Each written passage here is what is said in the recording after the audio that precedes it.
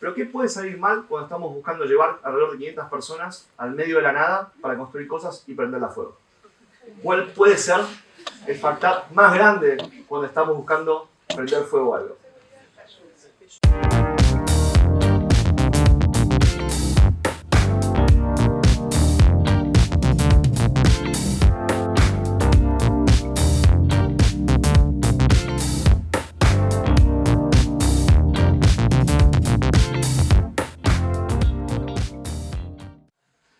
Bueno, Black Rock City es una ciudad temporal que se construye en el desierto de Nevada hace ya más de 25 años.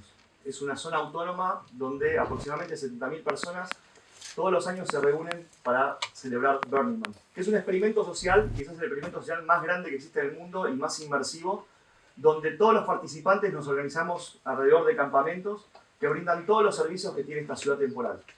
En esta ciudad temporal no hay curaduría, no hay un escenario central, no hay nadie que diga qué es lo que se puede producir o no. Todo el contenido que está en Burning Man está producido por los participantes y los campamentos. Y no solo construimos instalaciones, sino que también a medida que va pasando la semana las prendemos fuego.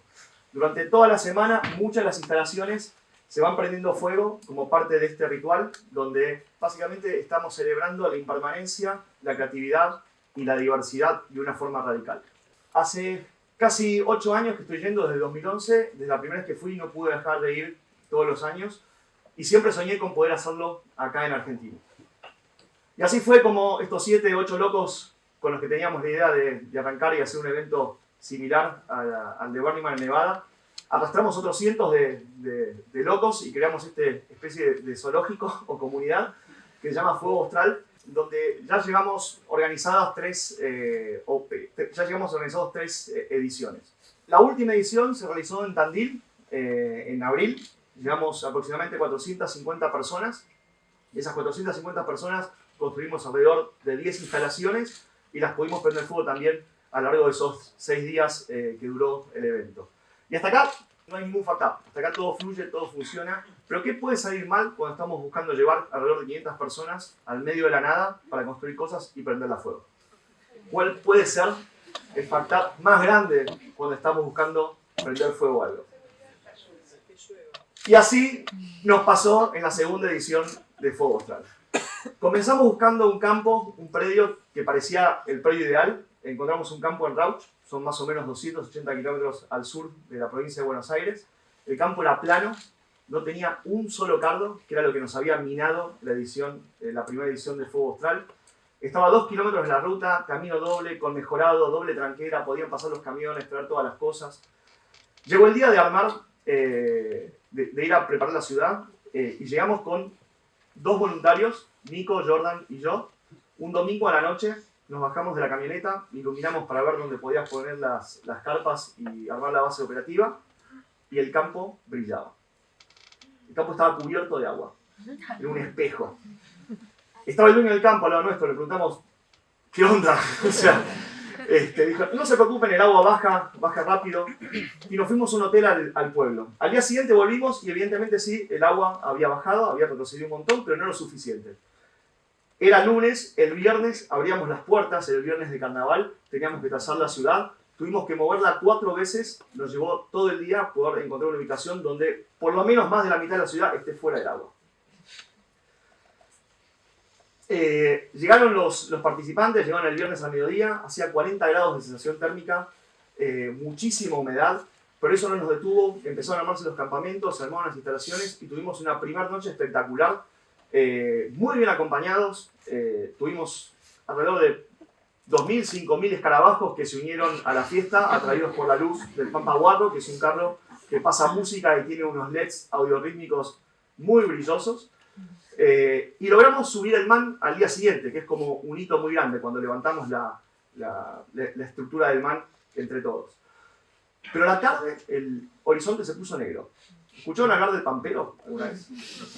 El horizonte se puso negro, se levantó el viento y nos avisó lo que venía después. Empezaron a caer gotas y llovió, y llovió, y llovió a la tarde, y llovió a la noche. Cortó un poco a la madrugada, volvimos todos al Pampa Guarro, los escarabajos también, y volvió a llover a la mañana.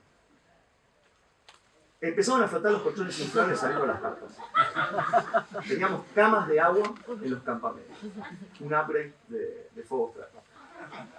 Teníamos el agua literalmente a la rodilla. Todo el campo ahora era el agua austral. Con la producción nos fuimos a hablar con los bomberos voluntarios y defensa civil a ver si nos podían dar una mano para sacar nada más que por lo menos 200, 250 autos que estaban trabados dentro del agua. Primero tuvimos que explicarles qué estábamos haciendo ahí, cosa que nos llevó un buen rato. Y lo único que nos dijeron fue, o salen ahora que hay agua, o van a tener que esperar 4 o 5 días a que esto seque y recién ahí van a poder sacar los vehículos. Volvimos corriendo para el campo para ayudar a la gente que quería salir. Decidimos no suspender el evento, los que se querían quedar nos íbamos a quedar. Y cuando llegamos era una diáspora. Autos escapándose, algunos no sabían dónde estaba la zanja, algunos se quedan trabados. Y lo que hicimos fue tratar de ayudarlos a salir hasta casi la ruta. En ese momento nos ahogó la decepción. O sea, pensamos que fuego austral no lo íbamos a poder levantar nunca más. Pero personalmente algo dentro me hizo clic y me acordaba del desierto. En el desierto vamos a armar las instalaciones con vientos de 50 km por hora, con lluvias, con granizo, tormentas eléctricas. Y nos quedamos en fuego austral aproximadamente unas 70 personas. Los insectos también escapaban de fuego austral. Las hormigas montaban estas islas flotantes unas encima de las otras y había que andar con mucho cuidado cuando estábamos caminando dentro del campo. Pero bueno, nos pudimos rearmar y lo que hicimos fue, de todos los camps terminamos construyendo uno con una isla de pallets donde terminamos haciendo los asados, flotando en los flamencos que había llevado el campamento del amor. Y básicamente en ese momento los principios de fuego austral, que son 10, y por la falta del tiempo no los mencionamos todos, pero la autosuficiencia radical es uno de los principios, la participación y la inmediatez, que es básicamente poder resolver en el momento con lo que nos encuentra, fue lo que nos apoyó y lo que nos llevó a poder sobrellevar el evento. Terminamos de hacer lo que habíamos venido a hacer. Terminamos de construir las instalaciones, las prendimos fuego en una tarde de euforia, una atrás de la otra. Al día siguiente volvimos para prender fuego el templo, que nos tuvimos que pelear con un par que habían pasado la noche y nos decían que era su casa ahora, que de ahí no se querían ir. Pero aprendimos muchísimo. Aprendimos, bueno, lo más básico que es que un campo plano con ganado en la provincia de Buenos Aires básicamente es un campo que se inunda. Si no se cultiva, se inunda. Y si no tiene cardos, peor. Pero lo que aprendimos fue que muchas veces en las comunidades este tipo de catástrofes terminan fortaleciendo el sentido de identidad y pertenencia. El resultado de esto fue que para esta edición del 2018 los campamentos se autoorganizaron y autogestionaron en forma paralela fondos de becas para arte que pagaron 8 instalaciones y el transporte de las instalaciones. Conseguimos muchas más opciones de predios para realizar el evento y básicamente e irónicamente el agua terminó siendo el mejor combustible para nuestro fuego austral.